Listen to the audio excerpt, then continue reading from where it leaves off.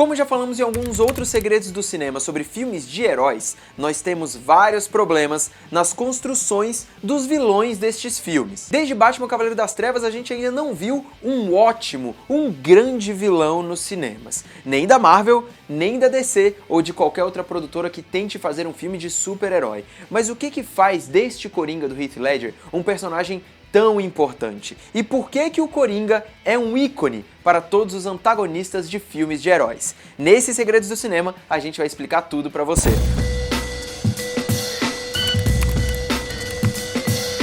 O Coringa é uma criação inspirada no personagem Gwynplaine do livro O Homem que Ri, escrito no século XIX por Victor Hugo e adaptado para o cinema em 1928. Apesar das diferentes facetas de personalidade que adotou ao longo dos 75 anos, desde a sua primeira aparição lá em Batman número 1, todas as versões do Coringa trazem a mesma característica essencial: a loucura.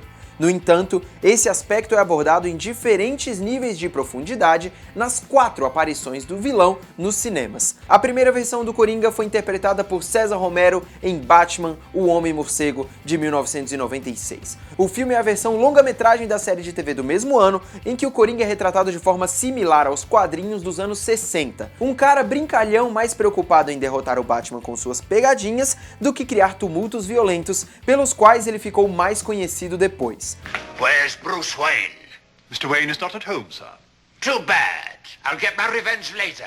Right now I'll settle for cash. A segunda versão apareceu no filme Batman, de Tim Burton. Nesta ocasião, o Príncipe Palhaço é interpretado por Jack Nicholson e ganha uma camada mais profunda em sua construção. Apesar de manter as mesmas artimanhas, o mesmo vestuário e alguns trejeitos cartunescos da versão anterior, o Coringa de Tim Burton vai por um caminho bem mais obscuro. Tem momentos de oscilação de humor, mistura a piada sádica com violência extrema e ganha um histórico de vida. Neste filme, Coringa era Jack Napier, um bandido responsável por matar os pais de Batman e que foi jogado em uma bacia de ácido pelo Homem-Morcego. Em vez de pegadinhas, o Coringa busca nesta versão uma vingança contra o herói. Do I look like I'm joking? O Coringa de Heath Ledger, retratado no filme Cavaleiro das Trevas de 2008, dirigido por Christopher Nolan, vai ainda mais além que os anteriores. Heath Ledger criou um Coringa mais realista e menos cartunesco do que seus antecessores, que exploravam a excentricidade das feições e dos gestos para expor a loucura do personagem. Em Cavaleiro das Trevas, essa loucura é embasada em uma visão de mundo filosófica que o Coringa defende e tenta provar em cada nova ação criminosa que realiza. I'm not a schemer. I try to show the schemers how pathetic their attempts to control things really are. Neste caso, comparado ao Coringa do filme de Tim Burton, o vilão de Heath Ledger defende que o mundo está louco, e ele não aceita a ideia de que era o único mentalmente perturbado. O Coringa de 2008 não é motivado por uma vingança, mas luta para defender seu ponto através da quebra da lógica que motiva o Batman a varrer os criminosos da cidade. Vamos voltar um pouquinho no passado. A versão do Coringa de Cavaleiro das Trevas é inspirada em A Piada Mortal, quadrinho escrito pelo Alan Moore lá em 1988. Nessa história, o Coringa era um comediante de stand-up mal sucedido que recebe a notícia da morte da mulher grávida, se veste de capuz vermelho, é capturado pela máfia e jogado em uma bacia de ácido. Aqui, ele não é o assassino de Thomas e Martha Wayne, mas, assim como Batman, vive motivado por eventos traumáticos em sua vida. A diferença é como cada um respondeu quando a vida destrói sua razão de viver. Bruce Wayne reage se vestindo de um homem-morcego e combatendo os crimes da cidade. O Coringa proclama o caos em Gotham. Afinal de contas, para ele, certo e errado não fazem mais nenhum sentido. Upset the established order and everything becomes chaos. Dessa forma, chegamos à primeira razão que faz do Coringa um vilão tão bom.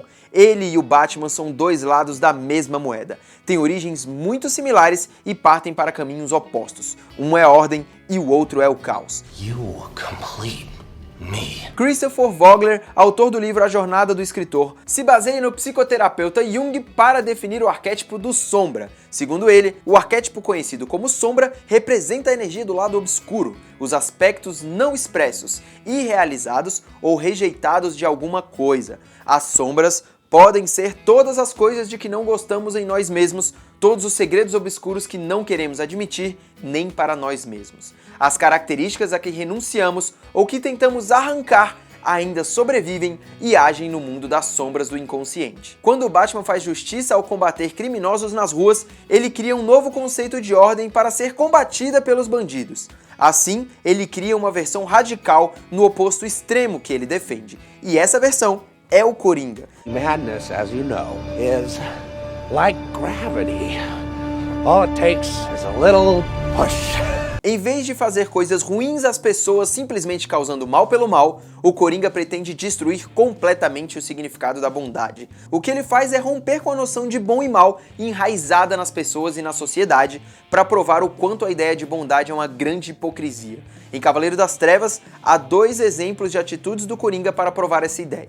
Quando ele coloca seus capangas do roubo de um banco uns contra os outros para conseguir mais dinheiro, mostrando que não há honra entre ladrões. The boss told me when the guy was done, I should take him out. One less share, right? Funny, he told me something similar. No! E também quando ele coloca homens para lutarem entre si até a morte para fazerem parte do seu time. O Coringa tem tanta noção da diferença entre ele e seu inimigo que oprime o Batman até deixá-lo de mãos atadas. Em Cavaleiro das Trevas, depois de uma série de atentados contra civis feitos pelo Coringa, Bruce Wayne é tão pressionado pela sociedade que fica prestes a revelar a sua identidade secreta, provando que o Príncipe Palhaço conhece o seu inimigo como a ele mesmo. Se no começo do filme Bruce Wayne diz ao Alfred que o Batman não tem limites, Batman has no limits. graças ao Coringa, ele chega à conclusão de que há algo que o Homem-Morcego não consegue fazer. Today I found out what Batman can't do.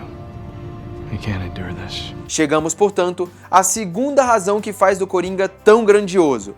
Ele força o herói a se revelar. O Coringa explora as fraquezas do Batman, então nesse caso a grande fraqueza do Homem-Morcego é o código moral. O Batman não mata. O Coringa continua matando civis para forçar o Batman a se entregar. Bruce Wayne sabe que a única forma de parar o Coringa é matando, mas o seu código de conduta não permite essa exceção. You crossed the line first, so you squeezed them, you hammered them to the point of desperation.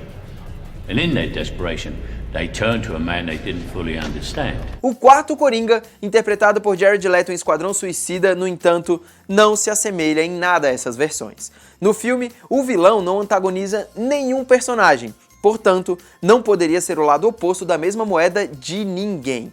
Nem expor as fraquezas de um opositor que não existe, nem mesmo contribuir para a revelação e evolução de um herói, já que ninguém se contrapõe a ele. Como na representação cartunesca de César Romero, a loucura de Jared Leto volta a ser não embasada. Além disso, a relação abusiva entre ele e a Arlequina não atendem a uma visão de mundo niilista, mas sim a uma mera brincadeira sádica de relação de poder. Em Esquadrão Suicida, o Coringa não só perde as camadas de profundidade psicológica que havia construído com as suas outras representações no cinema, mas sequer faz sentido dentro da existência do próprio filme. E talvez esse seja o maior problema do personagem de Jared Leto. Mas aí é um assunto para um outro Segredos do Cinema. I can't wait to show you my toys. E aí, qual é o seu Coringa preferido? Não esquece de deixar o seu comentário, a sua sugestão para o próximo Segredos do Cinema, de curtir o vídeo e assinar o canal. Tchau!